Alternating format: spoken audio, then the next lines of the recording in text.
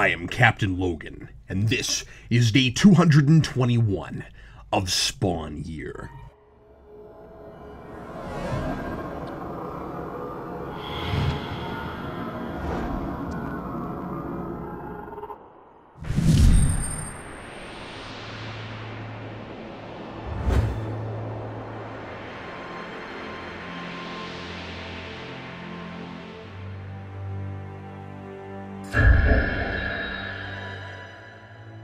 Posturing and positioning.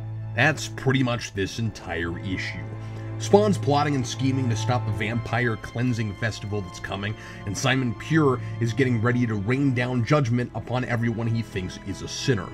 And regardless of their first encounter a couple issues ago, when it looked like Spawn's new Mega Boss status might have something to do with Pure's timetable, it's looking more and more like this was always the plan, and Pure just knew Spawn was an obstacle the kingdom would need to overcome. So again I ask, why right now? Pure has legions of vampires under his command. They can't be too much more numerous than they were last year or a couple of years ago. This seems like incredibly ironic timing. What are the odds Spawn has to stop two completely unrelated Armageddon scenarios just months apart from each other? And they were both nice enough to wait until Spawn became the most powerful thing in the universe. The wannabe cyberpunk tough guy vampires believe they're doing God's work, which is incredibly confusing. When Spawn found their Tower of Babel headquarters, I made the false assumption he was either in heaven or standing in front of some real estate owned by them. Apparently Spawn didn't even bother investigating the place the first time he found it, and he conveniently bumps into it just so he can go back later and attack the vampires as an excuse to stretch this story out as long as humanly possible. What I'm clueless about is whether the vampires mistakenly think they work for God, or if they really are doing God's work. We know evil demons have switched sides before, and we know good beings and infernal beings all originally sprang from the same well, and there's not a whole lot of difference between them.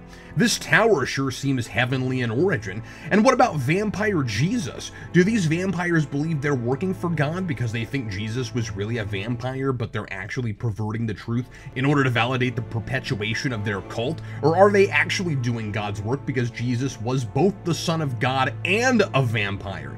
And that, dear reader, is perhaps the single strangest question I have ever had the pleasure of pondering.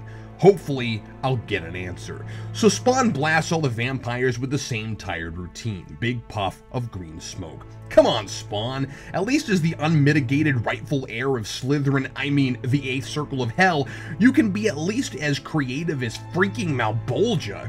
And then the comic can't decide who wins. The narration reads, Simon Pure watches in horror as his brothers in blood pop and burst like June bugs on a hot stove.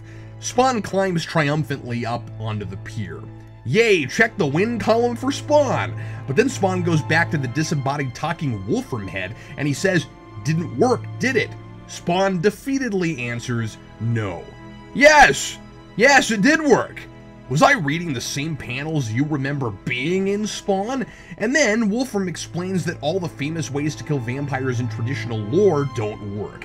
That makes sense if there's all this shadiness about whether vampires work for heaven, or at least that they're not by nature hellish creatures, and if Jesus himself may have been one, it makes sense if they're immune to sunlight and especially crosses.